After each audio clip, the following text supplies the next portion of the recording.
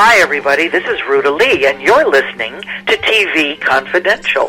Ed Roberts with a reminder that the next edition of TV Confidential will air next week on this station at the usual time. We hope you join us for that. In the meantime, Tony Figueroa and Donna Allen are back with us for another look at this week in TV. We're old enough to remember this.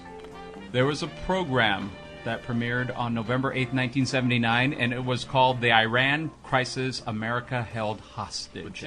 With Ted Koppel. This show would later be Nightline. Nightline. And again, you talk about counter-programming.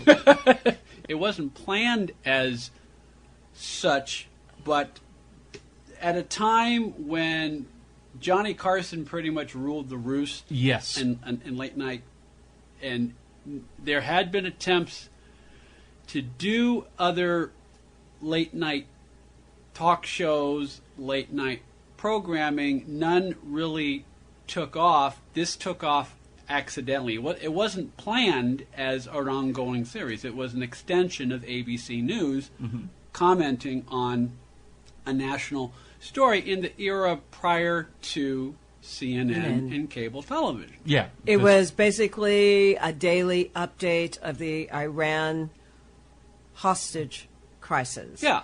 Day 1, day 2, day 63, and it kept going. Yeah, and as I recall, it wasn't necessarily a full 30-minute program originally. It was maybe 15 20 minutes. That's what I'm remembering. Yeah.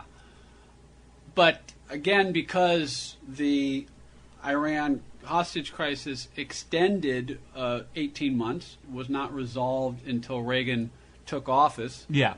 By design, as it happened. The release was basically timed with the inauguration. Correct. You know, as a final sticking point to Jimmy Carter. But the decision was made to continue the program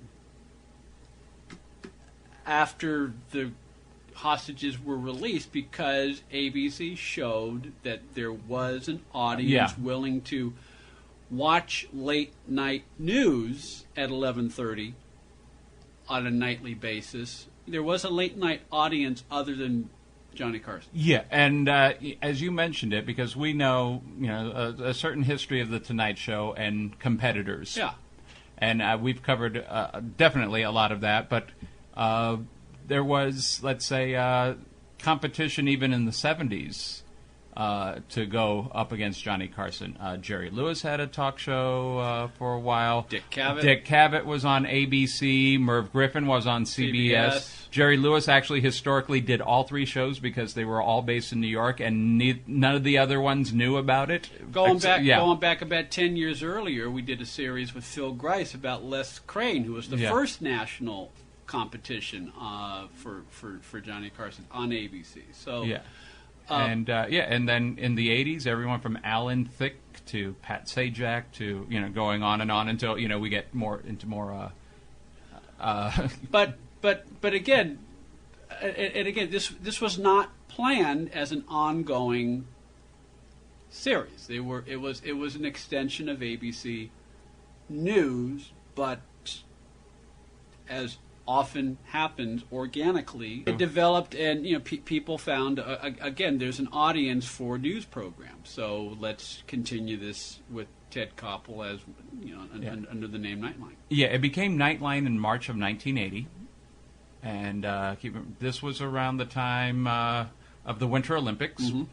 And I'm going to guess it's probably about, they changed the name about a week after the Miracle on Ice. Yeah. And, so you can see how it all comes together. Okay, so the decision was made to make it a weekly, a regular program 4 months into the crisis. As opposed to like a special report. Now, did it, from March 80 up until the time of the release, was it still exclusively the... Well, yeah, it was Iran, America held hostage. Okay, so so that was pretty much the main focus until the release, and then it opened up to other topics. That was, and that was like a big mandate. Day one, day 150. Yeah. That was the big deal, and I'm sure if it was slow, they would put in something, cover it something else, but... It proved to be very, very successful. Even Johnny Carson would stay on with the Tonight Show for about 15 years afterwards, and it was like an alternative. Well, And I think a lot of there were people who were loyal to Ted Koppel. That Johnny just wasn't their thing. Yeah. CBS had all sorts of different things going on at the time. Well, by that point, CBS was doing the late night movie. Which, yeah. Which, as David Letterman said, was not a movie. It was reruns of the Rockford Files or Harry O. or Mannix or crime and detective shows of various types. And for a while, they called it CBS Late Night, which Right. NBC had an issue with that. But CBS at that time period had pretty much given up. Yeah. After the 11 o'clock. Well, I news. watched the CBS Late Night. Yeah. I was 15 years old. So. And there were very few options. Yeah.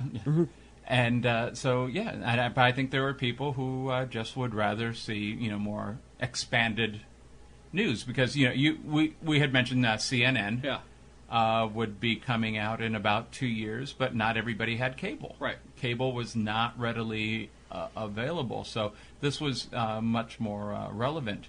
And also, I remember in the early 90s during the Gulf War, and there were other events where the Tonight Show would be delayed. It would come on half an hour later. Right. Because they wanted to do a recap of the Gulf War or a recap of the Pope's visit to the States, and sometimes the Tonight Show pushed back. Yeah. We have this guest on, and we don't want this guest to make their appearance after midnight. Right. We want this guest to be, or the talent would say, no, we are plugging this movie, we're plugging this, music album. We don't want them on after midnight. They're not an after midnight person. Yeah. And so there would be pushback that they have. So, people could go to ABC and get something different if they're just not in the mood. Or I'm sure the Nielsen's will back me up.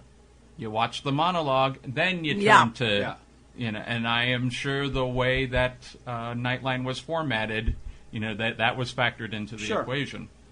But, Ted Koppel did the run for a long, long time. Up until, 2006, 2007?